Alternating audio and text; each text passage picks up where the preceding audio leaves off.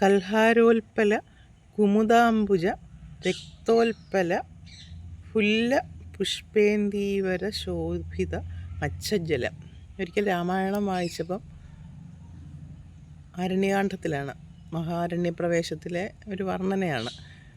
അപ്പോൾ ഒരു സംശയം തോന്നി, ഈ കൽഹാരോൽപ്പലവും കുമുദാംബുജവും രക്തോൽപ്പലവും ഇന്ദീവരവും ഒക്കെ തമ്മിലുള്ള വ്യത്യാസം എന്താണെന്ന്. രക്തോൽപ്പലമുണ്ട്. അന്ന് ചില ഭാഷാധ്യാപകരോടെയും സംസ്കൃത പണ്ഡിതരോടെയും ഒക്കെ സംശയം ചോദിച്ചപ്പോൾ അവർ ജനറലായിട്ട് അവർക്ക് പറയാവുന്നതൊക്കെ അവർ പറഞ്ഞു തന്നു. അപ്പോൾ അത് മിക്കവാറും നോർമലി ഒരു 10ാം ക്ലാസ് വരെ മലയാളം പഠിച്ച മലയാളികൾക്കൊക്കെ അറിയാവുന്ന കാര്യങ്ങളൊക്കെ തന്നെ അവർ പറഞ്ഞു തന്നെ. അപ്പോൾ ആ സംശയം ഇങ്ങനെ കിടക്കുകയായിരുന്നു. അപ്പം കഴിഞ്ഞ ദിവസം ഇതെല്ലാം കൂടെ വിടർന്ന് നിൽക്കുന്ന ഒരു ഫോട്ടോ കണ്ടപ്പം വീണ്ടും ന്യൂ ജനറേഷൻകാർ നമ്മളോട് സംശയം ചോദിച്ചു, ഇത് വാട്ടർ ലില്ലിയാണോ ലോട്ടസ് ആണോ എന്ന്. അപ്പോൾ കുറച്ചൊക്കെ ഒന്ന് പരിഹരിച്ച് കൊടുക്കണ്ടേ.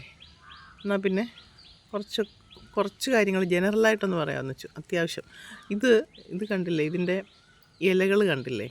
ഇത് ജനറലി നമ്മൾ ഇന്ത്യക്കാർ പറയുമ്പോൾ ഇതിനെ ആമ്പൽ എന്ന് വിളിക്കാം. അപ്പോൾ ഇതൊരു തരം ചുവന്ന ആമ്പൽ, ചുവന്നല്ല പിങ്കാമ്പൽ എന്ന് വേണമെങ്കിൽ വിളിക്കാം. പിങ്കെന്നോ ചുവപ്പെന്നോ വിളിക്കാം, കാരണം ചുവപ്പിൻ്റെ ഷെയ്ഡായിട്ട് വരുന്നുണ്ട്. പർപ്പിളെന്നോ എന്ത് വേണമെങ്കിലും വിളിക്കാം. എന്നാലും ചുവന്ന ആമ്പൽ എന്ന് വേണമെങ്കിൽ ഇതിനെ പറയാം. കാരണം ഇത് നമ്മൾ മെയിനായിട്ട് നോക്കേണ്ടത് ഇലയാണ്. ഇലയുടെ വിന്യാസങ്ങളും ഇലയുടെ ആമ്പലിലകളാണ്. വാട്ടർ ലില്ലി എന്ന് ഇംഗ്ലീഷിൽ പറയുന്ന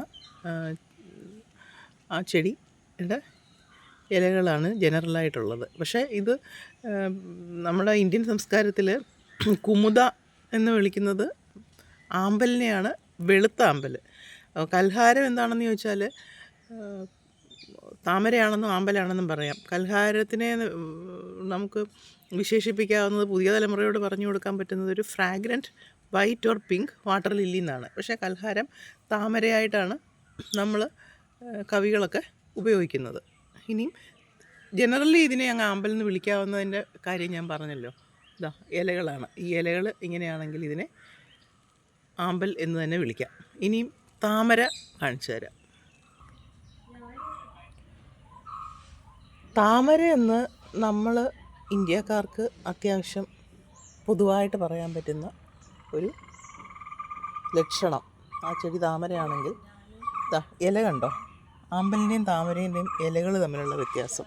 പിന്നെ പ്രത്യേകിച്ചും ഇതുപോലെ സ്റ്റാൻഡിങ് ലീഫുകൾ വരും താമരയ്ക്ക്. ആമ്പലിന് സ്റ്റാൻഡിങ് ലീഫ് ഉണ്ടാവില്ല, കണ്ടല്ലേ, പൊങ്ങി നിൽക്കും. ഇത് കഴിഞ്ഞിട്ടാണ് ഇതിൻ്റെ അടിയിലാണ് പൂ വരുന്നത്, ഇതിൻ്റെ സൈഡിൽ കൂടെയാണ് പൂ വരിക. കണ്ടോ, ഇതാണ്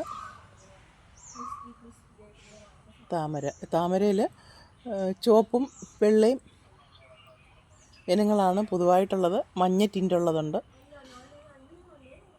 മഞ്ഞത്താമര, സ്വർണ്ണത്താമര എന്നൊക്കെ വിളിക്കാൻ പറ്റുന്നത്. ഗോൾഡൻ ഓറഞ്ച് നിറത്തിലുള്ള